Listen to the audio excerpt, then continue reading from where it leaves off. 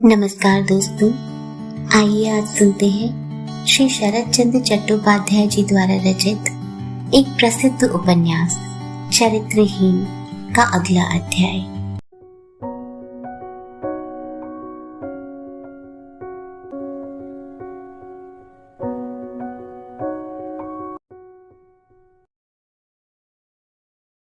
सावित्री को काशी से बिहारी ले आया था।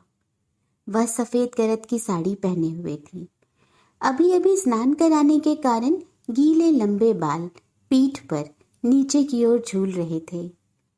कुछ छिटके बाल मुख तथा माथे के ऊपर आ गए थे। सतीश ने छिपी नजरों से देखा। अचानक उसके मन में आया जैसे आज उसने सावित्री को पहली ही बार देखा हो। सावित्री ने कहा, बचपन में बिल्ली के गले में घंटी बांधने वाली कहानी पढ़ी थी ना। मैं भी देखना चाहती हूँ कि इस क्षेत्र में घंटी बांधने के लिए कौन आगे आता है, तुम स्वयं या तुम्हारे साधु लोग। सतीश ने कुछ नहीं कहा, जैसे चुप था वैसे ही बना रहा। एक कुर्सी खींचकर सावित्री पास ही बैठ गई, किंतु अब उसका परिहास से तरल स्वर गंभीर हो गया। तमाशा छोड़ो, कांड क्या है, क्या मुझे समझा दे सकते हो? उपेंद्र के साथ झगड़ा किया, अंत में सरोजनी के साथ भी झगड़ा करके चले आए। जानती हूं कि वह एक दिन दूर हो जाएगा, किंतु यह क्या हो रहा है? मुझे छूकर कसम खाई थी कि मदिरा का स्पर्श नहीं करेंगे। फिर वह मदिरा तो चूल्हे में जाए, गांजा पीना भी शुरू कर दिया। वह भी सीधे सीधे नहीं, सारे अभागों का दल जुटाकर, गेरुए कपड़े पहन, यंत्र मंत्र की दुहाई देकर, खुलेआम छाती फुलाकर यह सब हो रहा है। सावित्री के मुंह से सरोजनी का नाम सुनकर सतीश की देह जल उठी। वह समझ गया कि बिहारी ने सब कुछ कह दिया है, कुछ भी छोड़ा नहीं है। एक बार तो उसके होठों तक आया कि कह दे, तुम्हारे कारण ही मेरा सर्वनाश हुआ है, तुम ही मेरी शनि हो। किंतु उस बात को दबाकर धीर गंभीर गले से सिर्फ इतना ही कहा, छाती फुलाकर मदिरा और गांजा पीने में दोष क्या है? अच्छा, यदि वह भी नहीं जानते तो इतना तो जानते हो कि मेरी देह छूकर प्रतिज्ञा की थी कि नहीं पिएंगे। तुम मेरी कौन हो कि इस प्रकार जबरदस्ती कराई गई प्रतिज्ञा को इतनी बड़ी बाधा माना जाए? सावित्री ने किसी तरह हंसी दबाकर सिर हिलाकर कहा, मैं कोई नहीं हूं, बिल्कुल कोई नहीं। सतीश ने भी सिर हिलाकर कहा, नहीं। तब शराब का गिलास पीकदानी में उड़ेलकर इलायची चबाते चबाते क्यों आए थे? तुम बको झकोगी इसी भय के कारण। सावित्री हंस पड़ी, बोली, तब भी सावित्री कोई नहीं है। अच्छा, अभी थोड़ा दूध पीकर सो जाओ, कहकर दूध का कटोरा हाथ में लेकर सतीश के सामने खड़ी हो गई। सतीश ने कोई एतराज नहीं किया, उठ बैठा और सारा दूध पीने के बाद लेट गया। सावित्री कटोरा हाथ में लिए चली जा रही थी। सतीश ने पुकार कर पूछा, तुम्हारी संध्या पूजा हो गई? सावित्री लौटकर खड़ी हो गई, फिर बोली, हाँ। क्या खाया? अभी तक खाया नहीं है, अब जाकर जो कुछ होगा खाऊंगी। सोगी कहाँ?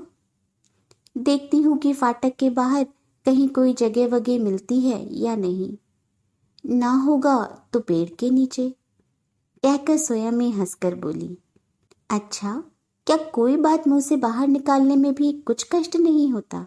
धन्य हो तुम, कहकर बड़े स्नेह के साथ सतीश के माथे पर फैले बालों को हाथ से ऊपर हटा दिया और उसके माथे का ताप अनुभव कर चौंक पड़ी। बिहारी ने कमरे में प्रवेश करके कहा, माँ, तुम्हारा बिछौना। सावित्री ने हाथ से पास के कमरे की ओर दिखाकर कहा, इसी कमरे में मेरा बिछौना रहेगा बिहारी। बाबू का ज्वर कुछ ज्यादा मालूम पड़ता है, मैं पास के कमरे में ही सोऊंगी, बीच का दरवाजा खुला रहेगा। तुम्हें भी आज रात इसी कमरे में फर्श पर सोना होगा। फिर सतीश से कहा, अब और रात को न जगो, जरा सोने की चेष्टा करो। इतना कहकर धीरे धीरे दरवाजा बंद कर चली गई।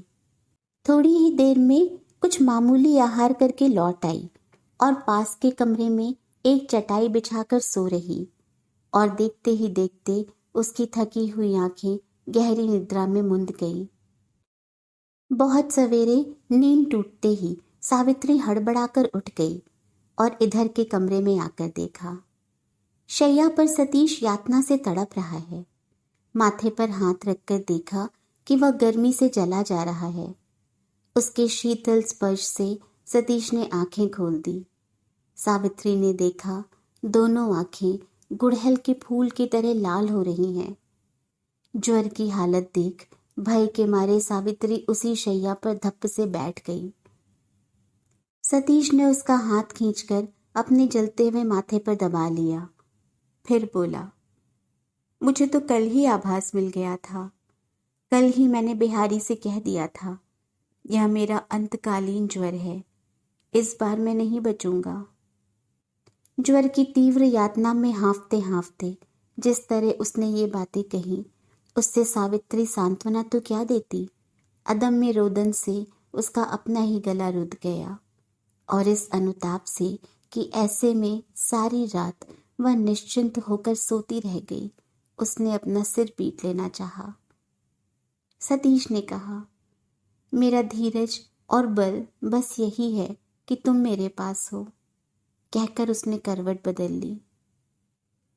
थोड़ी देर के लिए सावित्री को यह भी होश नहीं रह गया कि बिहारी से डॉक्टर लाने को कहे। बस वह सतीश की बाह पर हाथ रखकर पत्थर की मूर्ति की तरह बैठी रही। क्षण भर बाद सतीश ने फिर उधर की ओर करवट बदली। फिर सावित्री का हाथ खींचकर अपनी छाती पर दबाते हुए बोला, मैंने भी तो कुछ कुछ डॉक्टरी पढ़ी है। मैं निश्चित रूप से जानता हूँ कि तीसरे प्रहर तक मुझे वह चेतना भी नहीं रहेगी। अभी ठीक तरह से ज्ञान है। यदि मेरा यह ज्ञान फिर ना लौटे तो उपेन दादा से कहना कि उस दराज में मेरा वसीयतनामा है।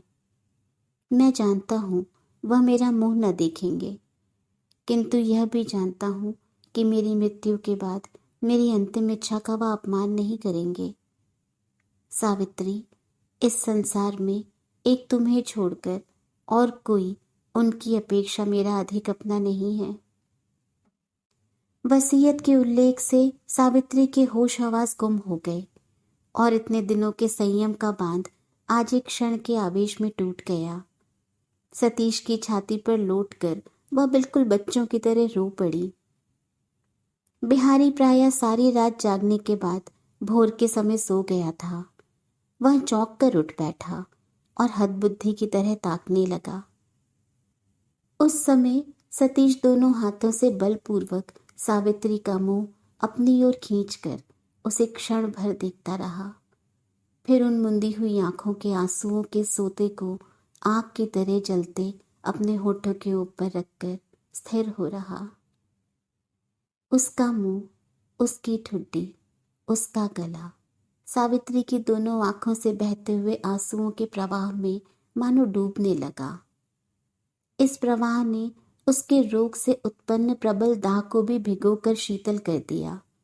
यह बात अंतर्यामी से छुपी नहीं रही, किंतु उस बूढ़े बिहारी की विस्मय मुग्ध बेवल आंखों के सिवा इस संसार में उसका दूसरा साक्षी नहीं रहा। बाहर जब शरद का स्निग्ध प्रभात दिन के आलोक में बदलता जा रहा था, तब सावित्री अपने को संभाल कर उठ बैठी और आंचल से अपनी आंखें पोंछने के बाद प्रियतम के मुख पर से सब अश्रु चिन्ह पोंछ डाले। फिर उठकर कमरे के सब दरवाजे और खिड़कियां खोल दी। सूर्य की सुनहली किरणों से कमरा भर गया। उस समय बिहारी की आंखों से बूंद बूंद जल गिर रहा था। सावित्री ने मुख के भाव को संभाल कर शांत सहज कंठ से कहा, डर की क्या बात है बिहारी? जब तक मैं हूं उन्हें कोई भय नहीं है। बाबू अच्छे हो जाएंगे। जब तक मैं बाबू का कपड़ा वपड़ा तथा बिछौने की चादर बदलती हूँ, तब तक तुम जाकर डॉक्टर बाबू को बुला लाओ। इतना कहकर वह पुनः रोगशैया की ओर लौट गई। डिस्पेंसरी के डॉक्टर बाबू ने आकर अच्छी तरह सतीश की परीक्षा करने के बाद मुंह बिगाड़ कर कहा, निमोनिया के लक्षण हैं, पर भय की कोई बात नहीं है। भरोसा और सांत्वना देने के बाद डॉक्टर बाबू अपने ही हाथ से दवा तैयार करने के लिए नीचे चले गए। सतीश ने बड़े कष्ट से जरा हंसकर और सावित्री के मुंह की ओर देखकर कहा, भय तुम्हें जरा भी नहीं करता, कहकर तकिए के नीचे हाथ डालकर चाबियों का एक गुच्छा निकाला और उसे दिखाते हुए कहा, इसे पहचानती हो सावित्री? स्वयं ही इच्छा करके एक दिन जिसे आंचल में बांध लिया था, आज उसे ही मैं तुम्हारे आंचल में बांधे देता हूँ। कहकर सावित्री का आंसुओं से भीगा आंचल पकड़कर उसमें चाबियों का गुच्छा बांध दिया और शांति की एक सांस फेरकर करवट बदल सो गया। सावित्री पर बिहारी की निर्भरता की सीमा नहीं थी। उससे उत्साह और साहस पाकर वह खुश हुआ अवश्य, किंतु वह कोई बच्चा नहीं है। कई दिनों के बाद उसी सावित्री का चेहरा देखकर वह मन ही मन डर गया। वह ध्यान से स्पष्ट देख रहा था कि इस असीम कर्मपटु और सहिष्णु स्त्री के शांत मुंह के ऊपर एक पीली छाया धीरे धीरे गहरी होती जा रही है। 8-10 दिन के बाद एक दिन संध्या की बात है, उसने सावित्री को एकांत में पाकर सहज स्वर में कहा, माँ, इस बूढ़े को धोखा देने से क्या होगा? तुम्हारी कच्ची छाती से जो कुछ सहन होगा वह क्या इस बूढ़े से सहन नहीं होगा माँ? इससे तो तुम मुझे सब बातें खोलकर कहो, मैं देखूं कि क्या उपाय कर सकता हूँ। सावित्री ने कुछ स्थिर होकर कहा, तुम्हें अभी तक बताया नहीं बिहारी, किंतु तुम्हारे नाम से आज सुबह उपेंद्र बाबू को मैंने चिट्ठी लिख दी है। 2 दिन प्रतीक्षा करके देखें, यदि वह नहीं आते तो तुम्हें स्वयं ही एक बार उनके पास जाना होगा बिहारी। बिहारी ने उत्कंठित होकर कहा, मुझसे कहे बिना यह काम क्यों किया माँ? क्यों बिहारी, क्या वह आएंगी नहीं? बिहारी ने सिर हिलाकर धीरे धीरे कहा, वह आ भी सकते हैं, किंतु मुझे एक बार भी बताया क्यों नहीं माँ? क्यों बिहारी? बिहारी बड़े कष्ट से संकोच को दूर कर बोला, यह तो जानता हूँ माँ, किंतु तुम्हारे पास में न रहने पर यदि दुनिया के सारे आदमी भी बाबू के बिछौने को घेर कर एकत्र हो जाएं, तो भी उन्हें बचा न सकेंगे। यह बात सोचकर क्यों नहीं देखती हो माँ? सावित्री ने कहा, सोचती हूँ बिहारी, मैं घर में जहाँ कहीं हो सकेगा छिपकर अपना काम कर लूँगी, किंतु उपेंद्र बाबू के न आने पर नहीं। फिर मैं ठहरी औरत जात, भले इस विपत का बुरा भला जो समझूं।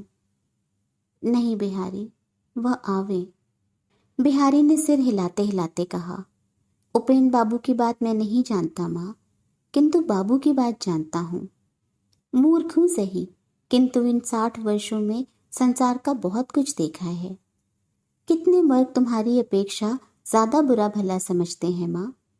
जो कुछ हो, तुम्हारे पास से हट जाने पर इस यात्रा से फिर बाबू को लौटा न सकूंगा। यह बात मैं तुम्हारा पांव छू कसम खाकर कह सकता हूँ। ऐसा काम मत करो माँ, तुम मेरे बाबू को छोड़ और कहीं न जाओ। सावित्री ने दृढ़ स्वर में कहा, नहीं बिहारी, यह मैं होने न दूंगी। परसों तक यदि वह ना आए तो तुम्हें खुद जाकर उन्हें ले आना होगा। बिहारी ने मलिन मुख से कहा, ऐसी बात क्यों कहती हो माँ?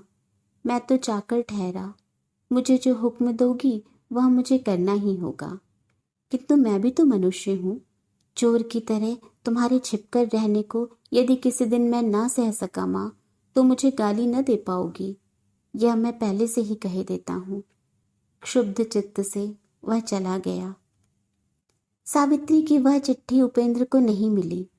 पिता और माहेश्वरी के बार बार के अनुरोध पर वह कुछ दिन पहले अपनी सारी इच्छा के विरुद्ध जलवायु बदलने पुरी चले गए थे। वहां किसी के साथ परिचय नहीं था, इसलिए पहली रात उन्हें एक छोटे से होटल में आश्रय लेना पड़ा था। इच्छा यह थी कि दूसरे दिन सुबह एक अच्छी सी जगह खोजकर वहां चला जाऊंगा, किंतु होटल के मालिक भुवन मुखर्जी ने आदर सत्कार की हद कर दी। अलग कमरे में बिछौना लगवा दिया और भरोसा दिलाया कि जितने दिन खुशी हो रहिए, यहाँ रहने पर भी आपके आराम में कोई त्रुटि नहीं होगी। सुबह एक प्रौढ़ा स्त्री कमरे में झाड़ू लगाने आई। वह बार बार उपेंद्र को देखती रही। बाद में झाड़ू फेंक झुककर प्रणाम करने के बाद बोली, बाबू क्या बीमार थे? बड़े रोगी से दिखाई पड़ते हैं। वह चेहरा नहीं रहा, वह रंग नहीं रहा। उपेंद्र ने विस्मित होकर पूछा, क्या तुम मुझे पहचानती हो? स्त्री ने कहा, मैं मोक्षदा हूं बाबू, भला आपको पहचानूंगी नहीं? उपेंद्र को याद आ गया कि यह वही मोक्षदा है जो बहुत दिनों पहले सतीश के यहाँ नौकरी करती थी। बोले, लगता है तुम यहाँ नौकरी करती हो। मोक्षदा ने लज्जा के भाव से कहा, नहीं, हाँ, एक प्रकार से नौकरी ही है। मुखर्जी महाशय ने कहा, अब कलकत्ता में रहकर क्या करेंगे, चलो किसी तीर्थ स्थान में चलकर रहें, कोई होटल वोटल खोलकर। उपेंद्र ने कहा, तो होटल अच्छी तरह चल रहा है? उनकी विरक्ति मोक्षदा की दृष्टि से छिपी नहीं रही। बोली, ऐसे ही चल रहा है। भला इस उम्र में मुझे चाकरी क्या करनी थी, या मुखर्जी की छाया ही क्यों लेनी थी?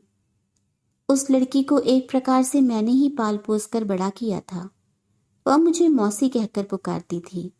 सचमुच मौसी के समान ही उसे छाती से लगाकर रखती थी। कौन इसे नहीं जानता। उसने कहा, मैं नौकरी करके मौसी की जीविका चलाऊंगी। वही हुआ। बाबुओं के एक मेस में नौकरी लगवा दी। बाबू लोग उसे नौकरानी नहीं, घर के व्यक्ति की तरह मानते थे।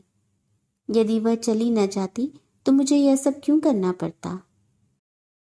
किंतु जो कुछ कहो बाबू, मैं सच्ची बात कहूंगी।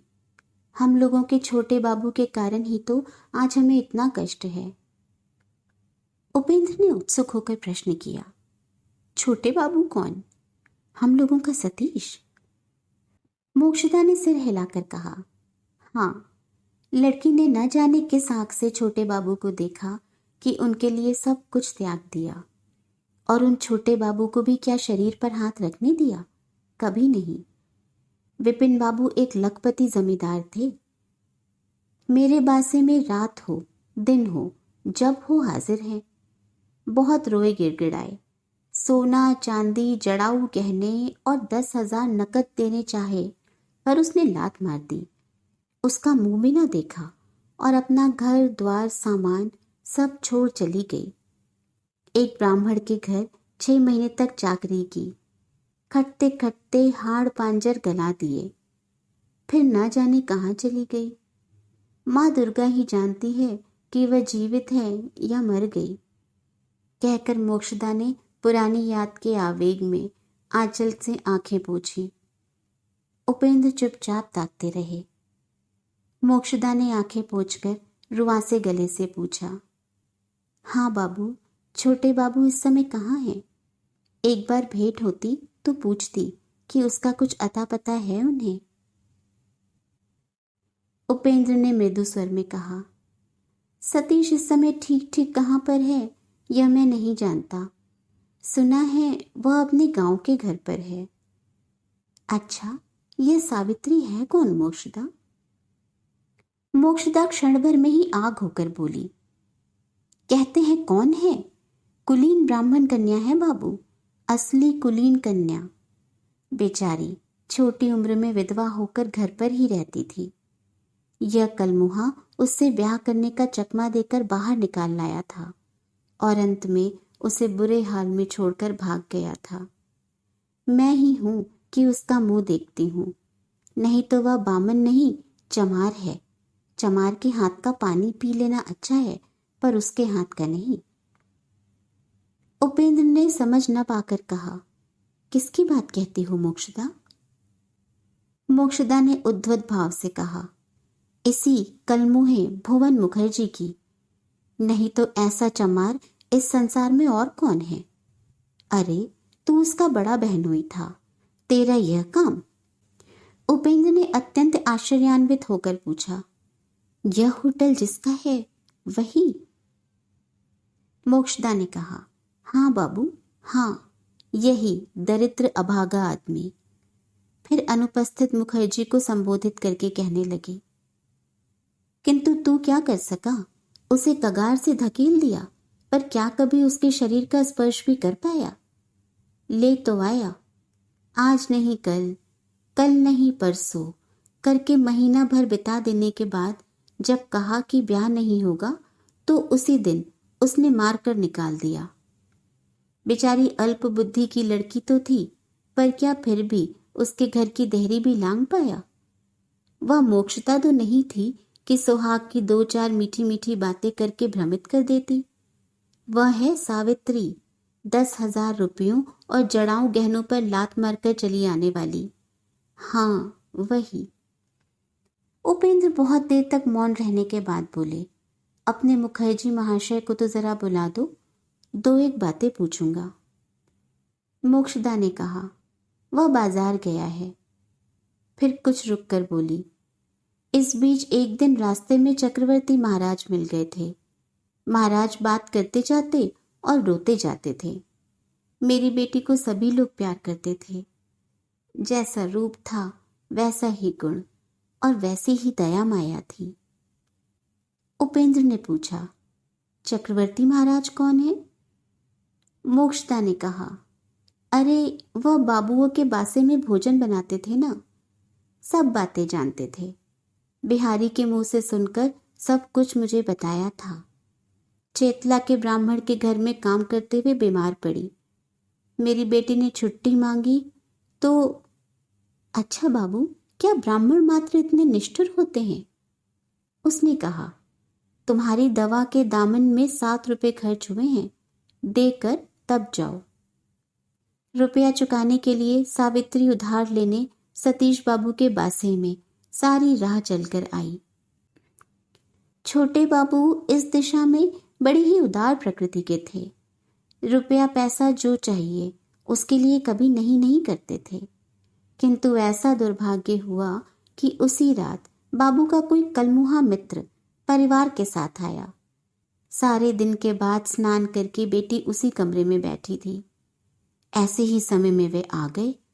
मित्र आए थे रात में रहने के लिए, किंतु वैसा किया नहीं। क्रोध करके स्त्री का हाथ पकड़ शीघ्रता से नीचे उतर बाहर चले गए। छोटे बाबू तो अवाक रह गए, किंतु मेरी बिटिया बड़े मान वाली स्त्री थी। वह क्या यह अपमान सह सकती थी? बिना एक बूंद जल ग्रहण किए वह उसी समय निकल गई। फिर उसका कोई पता नहीं लगा। उपेंद्र स्तब्ध हो बैठे रहे। उस रात का निष्ठुर इतिहास उनकी आंखों में उज्जवल होकर फूट पड़ा। बार बार उनके मन में होने लगा कि मोक्षदा की कथा यदि आधी भी सच है तो जिसके नाम से वह घृणा करता आ रहा है वह कैसी आश्चर्यजनक स्त्री है। मोक्षदा अपने किसी काम से चली गई, किंतु उपेंद्र वहीं निस्पंद की भांति बैठे रहे। उनकी तन्मयता टूटी भुवन मुखर्जी की आवाज सुनकर। आवाज देकर कमरे के अंदर प्रवेश कर बोला, बाबू ने क्या मुझे बुलवाया था? उपेंद्र ने कहा, बैठो, तुम सावित्री को पहचानते हो? मुखर्जी माथा झुकाकर बोला, जी पहचानता हूं। उसके बारे में जो कुछ जानते हो मुझे बता सकते हो? जी बता सकूंगा, कहकर वह निर्लज्ज प्राणी अपने गंभीर अपराध का इतिहास एक एक करके बताने के बाद अंत में बोला, मैं भी भले आदमी का लड़का हूं बाबू, किंतु यदि पहले उसे पहचान सका होता तो इस रास्ते पर पांव रखकर आज विदेश में होटल चलाने का काम करके दिन ना काटता होता। मुझे संतोष यही है कि उसकी देह में प्राण रहते कोई उसे भ्रष्ट नहीं कर सकेगा। उपेंद्र ने प्रश्न किया। इसमें तुम्हारे लिए संतोष की क्या बात है? मुखर्जी ने कहा, परलोक में जवाब तो दे सकूंगा कि वह भ्रष्ट नहीं हुई है। उसे विदा करके उपेंद्र उसी प्रकार निर्जीव की भांति बैठे रहे। सिर्फ उनका मन उन्हें निरंतर यह कहकर बेधने लगा, तुमने अच्छा नहीं किया उपेन, अच्छा नहीं किया। जो निरुपाय नारी इतने बड़े प्रलोभन को अनायास जीत कर चली जा सकती है, उसका अपमान करने का अधिकार तुम्हें नहीं था। स्टेशन पर उतरकर उपेंद्र ने जिस भद्र युवक से सतीश के गांव जाने का रास्ता पूछा, भाग्यवश वह लड़का उन्हीं की डिस्पेंसरी का कंपाउंडर निकला। अपने किसी काम से स्टेशन आया हुआ था। ये लोग बाबू के यहाँ जा रहे हैं, यह सुनकर वह कहीं से सरोजनी के लिए पालकी का प्रबंध कर लाया और उपेंद्र से कहा, यही तो महेशपुर दिखाई दे रहा है, चलिए ना, बात करते करते पहुंच जाएंगे।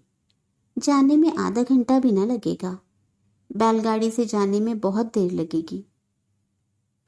उपेंद्र की हालत पैदल चलने लायक न थी, किंतु बैलगाड़ी के डर से पैदल चलना ही स्वीकार किया। सरोजनी को पालकी पर बैठा देने और दासी तथा दरबान को उसके साथ कर देने के बाद उपेंद्र लड़के के साथ रवाना हो गए। उपेंद्र ने बहुत कुछ निश्चिंत होकर पूछा, बीमारी क्या बहुत ज्यादा बढ़ गई थी एक कौड़ी बाबू? एक कौड़ी ने कहा, ज्यादा? वह तो मर ही गए थे।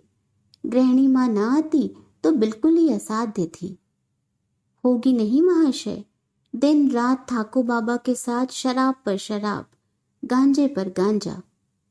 भला काली कैसे सिद्ध होगी? होंगी, वह सब क्या हम डॉक्टर लोग विश्वास करते हैं महाशय? हम लोग हैं साइंटिफिक मैन, किंतु गृहिणी माँ के आने के साथ ही ठाकुर बाबा का सारा बाबापन निकाल दिया।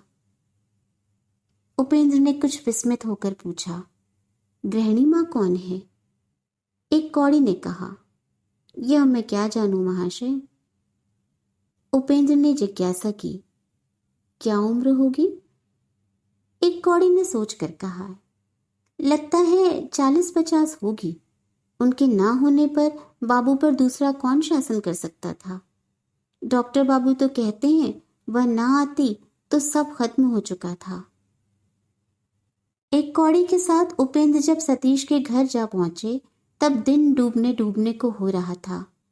सरोजनी पहले ही पहुंच गई थी। उसकी पालकी फाटक के बाहर वट वृक्ष के नीचे उतारकर दरबान राह देख रहा था। सामने ही चिकित्सालय है, वहां लोगों की भारी भीड़ थी। एक कौड़ी ने सबको साथ ले जाकर नीचे की बैठक में बिठाया, फिर बिहारी को बुलाने गया, किंतु उससे भेंट नहीं हुई। उपेंद्र को इस गृहिणी माँ के विषय में बड़ा संदेह था, इसलिए वह सरोजनी को वहीं प्रतीक्षा करने के लिए कहकर सामने की सीढ़ी से ऊपर चले गए। सतीश शैया पर सो रहा था।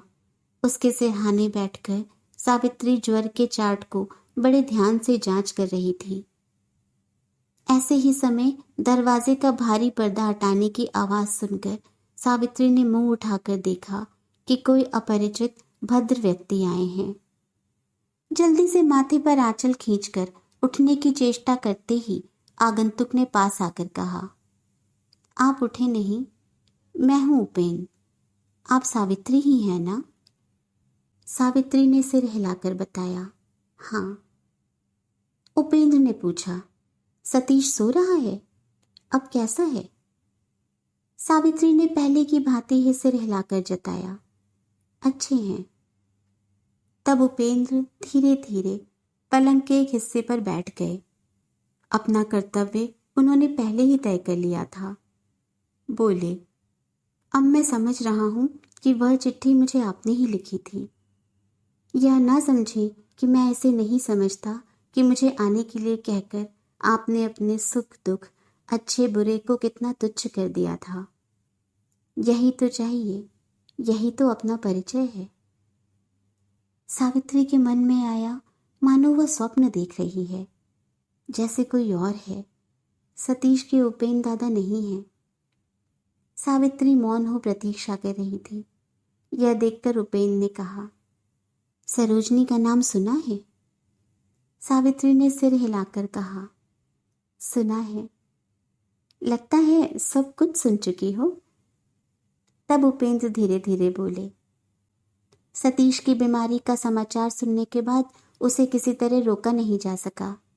वह मेरे साथ ही आई है। सावित्री ने घबराकर उठते हुए कहा, वह आई हैं? मैं अभी जाकर। किंतु क्या मैं उनके सामने जा सकती हूँ दादा? इस इशारे को उपेंद्र ने समझा। दोनों आंखें फाड़कर मुक्त कंठ से बोल उठे, तुम नहीं जा सकती?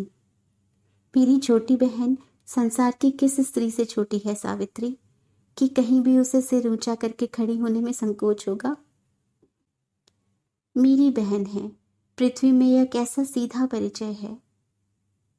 सावित्री और सह नहीं सकी। पलक मारते वह अपना सिर उपेंद्र के दोनों पांवों में रखकर पृथ्वी पर लेट गई।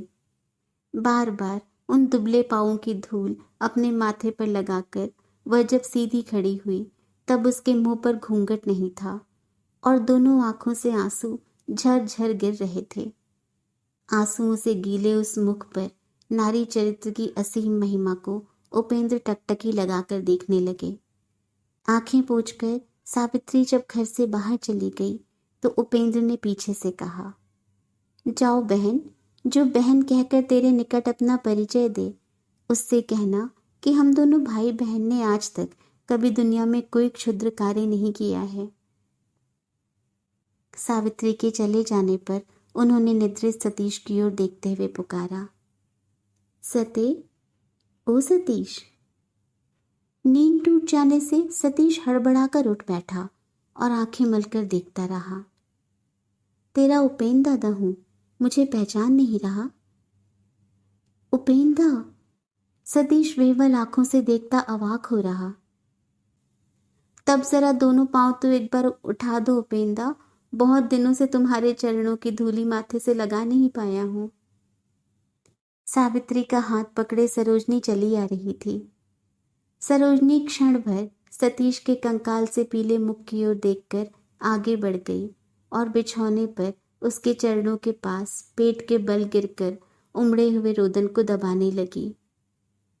कोई कुछ नहीं बोला, किंतु उस रोदन के भीतर कितनी बड़ी व्यथा और क्षमा की भीख छिपी थी, यह किसी के भी समझे बिना बाकी नहीं रहा। नीरवता भंग हुई उपेंद्र के स्वर से।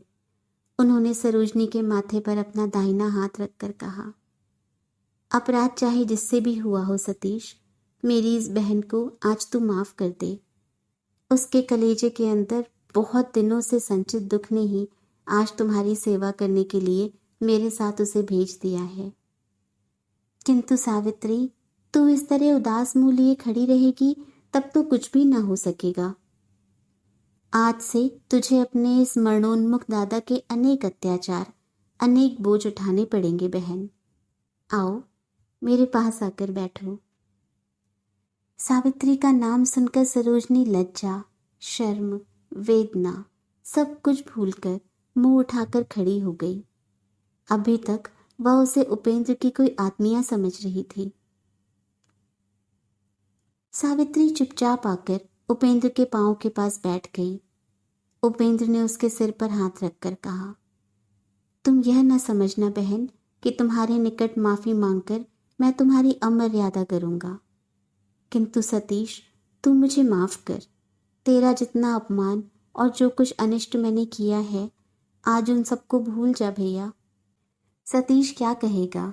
वह सिर्फ अवाक होकर टकटकी लगाए देखता रहा। इस दिन पहले जब सरोजनी को ले जाने के लिए ज्योतिष स्वयं आए थे, तब उपेंद्र की मध्यस्थता से विवाह की बात पक्की हो गई थी। सतीश ने कुछ भी आपत्ति नहीं की। तय यह हुआ था कि उसके पिता की मृत्यु संबंधी अशौच काल बीत जाने पर ही शादी होगी। सावित्री ने इस समय उसी की ओर इशारा किया था और सतीश ने चुपचाप सुन लिया। जाने के दिन सुबह उपेंद्र ने कुछ चिंतित होकर प्रश्न किया, तेरा शरीर क्या वैसा स्वस्थ लगता नहीं सतीश? कल से तुझे बहुत उदास देख रहा हूं। सतीश ने उदास कंठ से कहा। नहीं, ठीक ही तो हूं। उपेंद्र के चले जाने पर सावित्री ने कमरे में प्रवेश किया। उसकी दोनों आंखें लाल हैं, आंखों की पलकें भीगने से भारी हो गई हैं। यह देखते ही मालूम हो जाता था। सिर की कसम की बात बार बार याद कराकर बोली। एक बात मानोगे? सतीश ने कहा। मानूंगा। मदिरा गांजा कभी हाथ से भी नहीं छुओगे ना? नहीं। मुझसे पूछे बिना तंत्र मंत्र के पास तो न जाओगे? नहीं। जब तक शरीर पूरी तरह ठीक ना हो जाए 2-2 दिन के अंतर से चिट्ठी लिखोगे ना? लिखूंगा। उसमें कोई बात छिपाओगे तो नहीं? नहीं। तब जाती हूं, कहकर सावित्री एक बार जल्दी से नमस्कार कर बाहर निकल गई। सतीश ने मुंह फिराकर अचानक हाथ बढ़ा सावित्री की देह की चादर जोर से पकड़कर कहा, बैठो, मैं तुम्हें जाने न दूंगा। यह मेरा गांव है, मेरा घर है।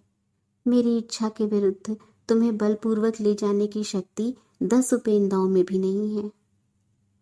सावित्री समझ गई कि यहाँ जोर नहीं चलेगा। शैया के पास एक छोर पर बैठ गई और स्निग्ध भर्त्सना के स्वर में बोली, छी, यह कैसी बात करते हो?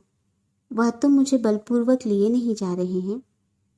उनकी स्त्री नहीं है, भाई नहीं है, तुम भी इस समय नहीं हो। इतनी बड़ी संघातिक बीमारी में सेवा करने वाला कोई नहीं है, इसीलिए तो वह मुझे तुम्हारे पास से मांगकर ले जा रहे हैं। इसे क्या बलपूर्वक ले जाना कहते हैं? सतीश ने प्रबल वेग से सिर हिलाकर कहा, यह सब झूठी बात है, धोखा देना है। वह अपने मित्र ज्योतिष बाबू का मुख देखकर ही तुम्हें यहाँ से हटा देना चाहते हैं।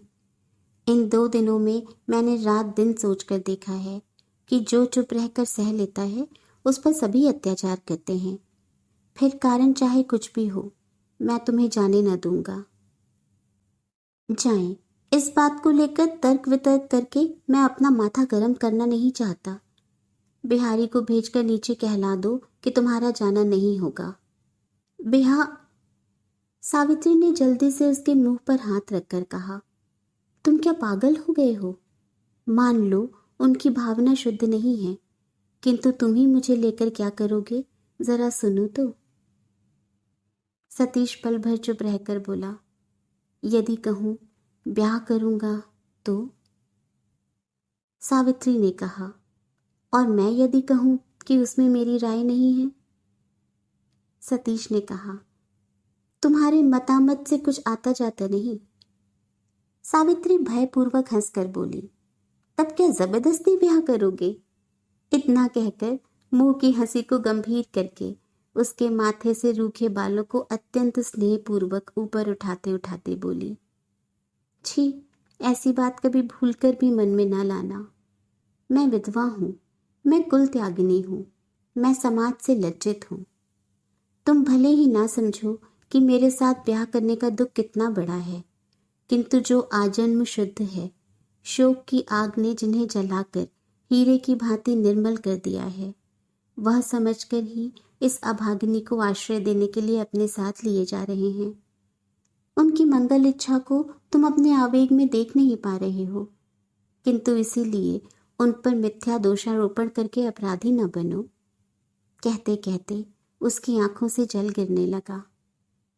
सतीश ने कहा, मैं यही भीख मांगता हूं कि कोई कभी यदि हम लोगों के संबंध में पूछताछ करे तो तुम बताओ कि मेरा पति होना स्वीकार करोगी? सावित्री ठीक यही आशंका कर रही थी, पर वह इस अद्भुत अनुरोध पर हंस पड़ी। कहा, क्यों भला, बताओ तो। गवाहों के बल पर अंतिम समय में जबरदस्ती घर में लाने के लिए? सतीश ने कहा, तुम्हारा अपने हृदय के अंतर्यामी ही हम लोगों के गवाह हैं। दूसरे किसी गवाह की हम लोगों को जरूरत नहीं है, और मैं बाहर के गवाहों के बल पर अंतिम समय में तुम्हें घर में लाकर रखूंगा, यही भय तो तुम्हें है। किंतु अपने जोर से अगर आज ही तुम्हें घर में रख लूं तो कौन रोकने वाला है? बोलो तो। सावित्री ने बात नहीं दोहराई। सतीश ने कहा, तुम्हारा यहाँ वहाँ जहाँ भी खुशी हो, इस तरह रहना मुझे पसंद नहीं है। सावित्री का मुंह बराबर मलिन होता जा रहा था, किंतु इस अवस्था में सतीश के उत्तेजित होने के भय से वह चुप ही रही। सतीश ने कहा, उपेंद्र दादा पत्थर के देवता हैं, पर रक्त मांस के देवता होते तो भी मैं तुम्हें उनके साथ न भेजता। अच्छा, आज जा रही हो तो जाओ, किंतु ज्यादा दिनों तक वहां रखने में मुझे सुविधा न होगी।